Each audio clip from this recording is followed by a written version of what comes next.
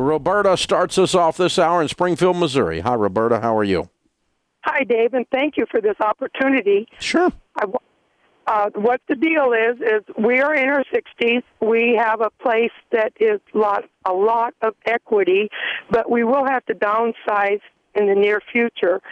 And I thought if we found the place we wanted to move to get a reverse mortgage to pay for that. Why don't you just sell the other place? And then sell the other place and then pay off the reverse mortgage, and the new place will be paid for.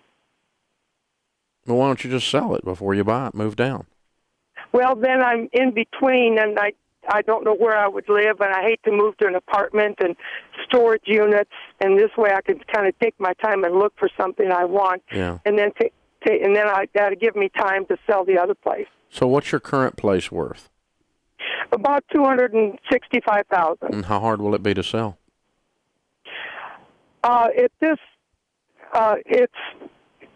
It's really hard to say in this part of the area in the Ozarks. Some places sell fast.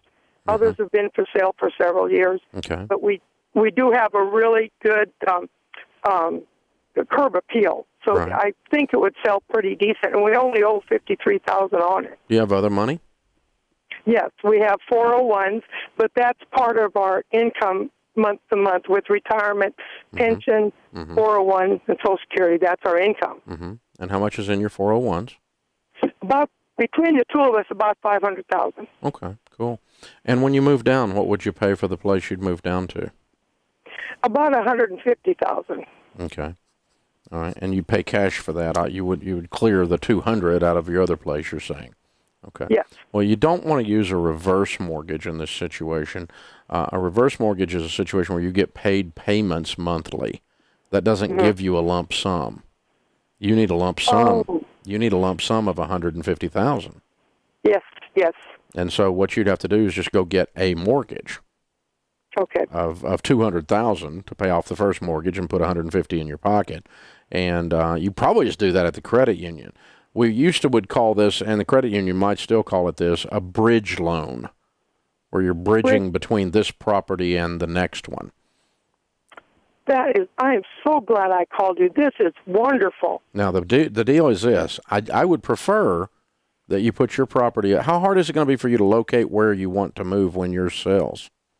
Well, it's going to be about 4 or 5 hours away where I want to move to. Mm-hmm. But I've got family over there that can kind of be looking for our next place, so that will help. Mm-hmm. Okay. Well, what I would do is a couple of things. Personally, I wouldn't go that route. That would be my worst case scenario, is what we just laid out with a bridge loan. Instead, I would get pretty serious about when is it you want to move? Pretty soon? I mean, if you found the place today and your place was sold, would you move? No, it'd have to be in maybe about 5 years. Why? What's happening during the next 5 years? My husband would be old enough to where he can fully retire. Oh, so he's working there still? He's got a part-time job he really likes, and he wants to do that for a few more years to make his Social Security a little better when he retires. What does he do? Truck driver. They don't have truck drivers at the other city? Oh, well, but this is part-time, and it really fits like a glove. And it'd be risky going to another place and then winding up where he has to work full-time or over the road. This is kind of... You don't have to do anything. You got enough money. You don't have to do anything. Well, that's true. So, how old is he? He'll be 62 in May. Okay. All right. Well, I mean, whatever you want to do is fine. My preference would be when you're ready to move, within 6 months of the time you're ready to move, I would start concentrating very heavily on making trips over to the other city and looking at properties there. When you find one you like, I would put an offer on it contingent upon the sale of yours. Run home and put yours up for sale. And see if you could get yours sold and just close one right into the other. Sometimes those dominoes line up and work. And then if that particular property gets away, that might be okay. You might go look for another one, or if you want to do your bridge loan to keep it from getting away at some point, you could. But my preference would be you get your house all dolled up and shined up and ready to go. You get the realtor all lined up.